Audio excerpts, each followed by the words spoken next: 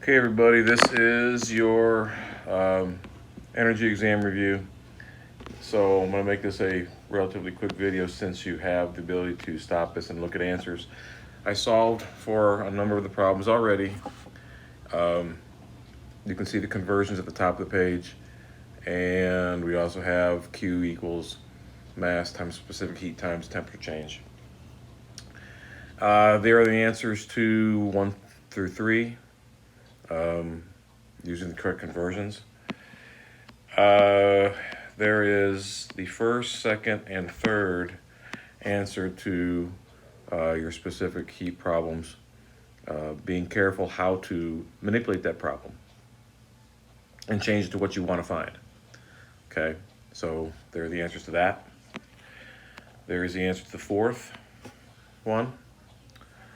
Oh, I forgot to box it. So anyway, let me see if I can do that real quick.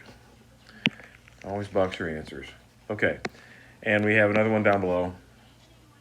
Box your answers. There we go. Being careful how to rearrange the problem to find for specific heat or whatever you're looking for. All right, so going to the other side, working on this calorimetry problem. A milliliter of water equals a milliliter of water equals 1 gram of water. And so we can change that 100 milliliters in the top left to 100 grams. So we can solve for the water first, and we can find the Q for the water.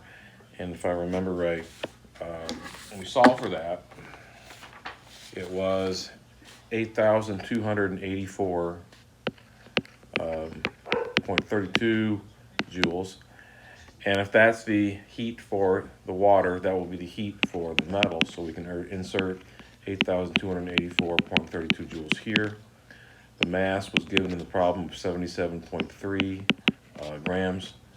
The delta T, your temperature change, was 58.8 degrees C. And so now we can calculate for the specific heat. We don't know what it is, so we'll find that. And to solve for the specific heat, I just rearrange the equation that we have to the Q divided by the mass times the delta T. And when we solve for the specific heat, punching all the numbers in properly, your specific heat value ends up being 1.823 joules per grams degrees C. And box the answer. Okay. Problem like this on the test, simply balance the equation first. If it's exothermic or endothermic, so we look to see the heat is on the product side. That's always exothermic. And since it's exothermic, we're able to determine a enthalpy change value, and that's going to be a negative 197.8 kilojoules because we're releasing heat to the surroundings. It's given away. And then the graph for it is an exothermic graph, like we see here. Okay, the products have less energy than the reactants do. The second one, we see that the energy is on the reactant side. That becomes endothermic. The reaction is going to absorb the heat.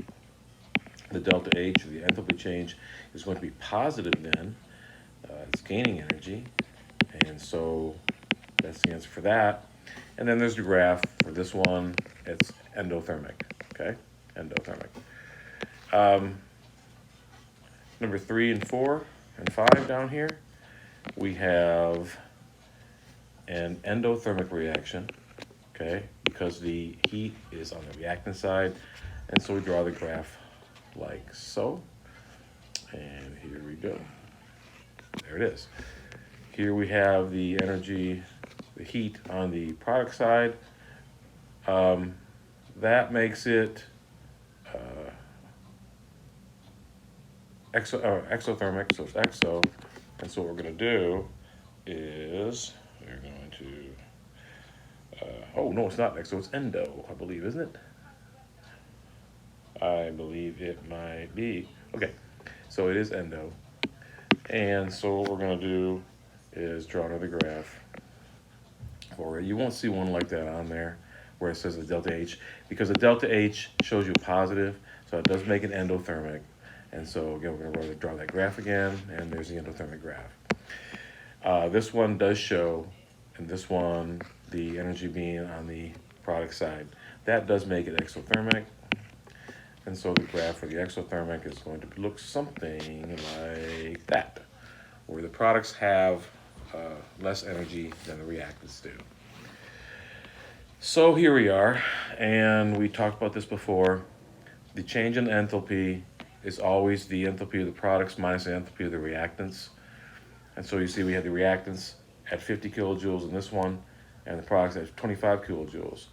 So the products with 25, so 25 minus 50 is a negative 25 kilojoules. That makes this an exothermic graph. And on this side over here, we had products at 20 kilojoules and the reactants at 10. So 20 minus 10 equals positive 10 kilojoules. That is definitely an endothermic graph. Okay, so down below, here are all the terms that you're supposed to be looking for tomorrow. Please be familiar with all of these. Study them, please. Okay, so last page, what we have here is we have drawn an exothermic graph. Here we are, exothermic, and we're going to move just like this. There we go. Endothermic, we can go something like that. That's a small one, but there it is. Number 3, products minus reactants equals negative 200 kilojoules. The reaction is exothermic because we have a minus sign there, and we have a plus 180 kilojoules. The reaction is endothermic. All right.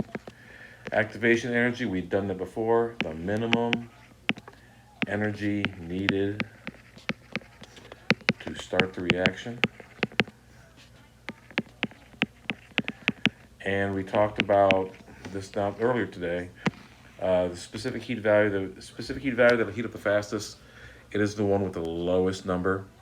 The one that'll have that is your mercury, so this will be the fastest. And the slowest will be, out of this group, the aluminum. Okay, let me write it the correct way. It is going to be the slowest because it has the highest value. Okay. Then down below, heat transfer, conduction, convection, radiation. You've had that before. That should be pretty easy. That's your review. Please spend about 20 minutes tonight looking over your answers and to your terms, and we'll see you tomorrow. Good luck.